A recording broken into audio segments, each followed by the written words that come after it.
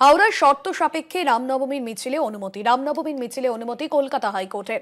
500 জনের বেশি সমর্থক থাকা চলবে না, উস্কানিমূলক স্লোগান উত্তেজনা ছড়ানো চলবে না, অস্ত্রশস্ত্র নিয়ে মিছিল করা যাবে না। হাওড়ার শর্ত সাপেক্ষে রামনবমীর মিছিলে অনুমতি, বিকেল 3টে থেকে 6টা পর্যন্ত মিছিল করা যাবে। রামনবমীর মিছিলে অনুমতি কলকাতা হাইকোর্টের। অস্ত্রশস্ত্র নিয়ে মিছিল করা যাবে না। হাওড়ায় শর্ত সাপেক্ষে রামনবমীর মিছিলে অনুমতি, 500 জনের বেশি সমর্থক থাকা চলবে না। 500 জনের বেশি সমর্থক থাকা চলবে না। বিকেল 3টে থেকেই মিছিল করা যাবে। হাওড়ায় শর্ত সাপেক্ষে রামনবমীর মিছিলের অনুমতি।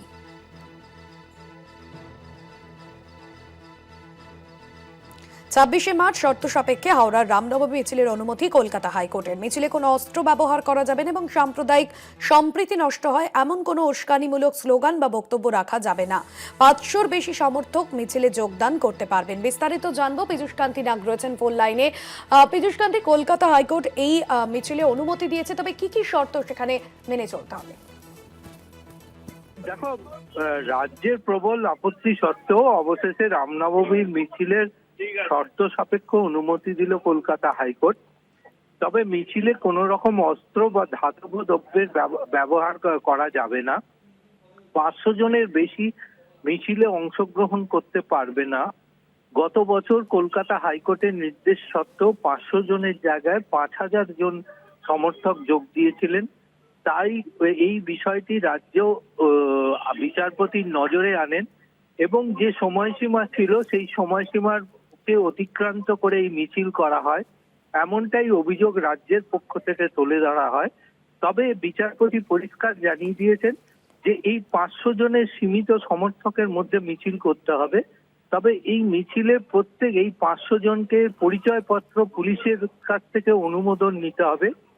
মিছিলের সংগঠকদের মধ্যে থেকে 15 জনের নাম পুলিশের কাছে নথিভুক্ত করতে হবে, তাদের নাম এবং ফোন নাম্বার। যদি কোনো এই শর্তের লঙ্ঘন হয় তাহলে সেক্ষেত্রে পুলিশ উপযুক্ত ব্যবস্থা গ্রহণ করতে পারবে, আইনানুগ ব্যবস্থা গ্রহণ করতে পারবে এবং নির্দিষ্ট সময়ের মধ্যেই মিছিল করতে হবে।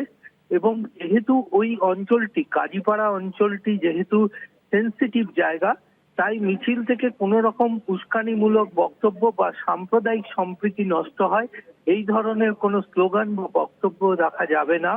সামগ্রিক মিছিলটাকে সামনে ও পেছনে পুলিশ স্কট করবে এবং মিছিলে একটির বেশি গাড়ি রাখা যাবে না, এমনটাই নির্দেশ কলকাতা হাইকোর্টের। তবে 26শে মার্চ এই মিছিলের পর 1 এপ্রিল কলকাতা হাইকোর্টকে এই মিছিল সংক্রান্ত বিষয় একটি রিপোর্ট জমা করতে হবে, এমনটাই নির্দেশ বিচারপতি সৌগত ভট্টাচার্যের। একদমই, ধন্যবাদ পীযূষ কান্তি।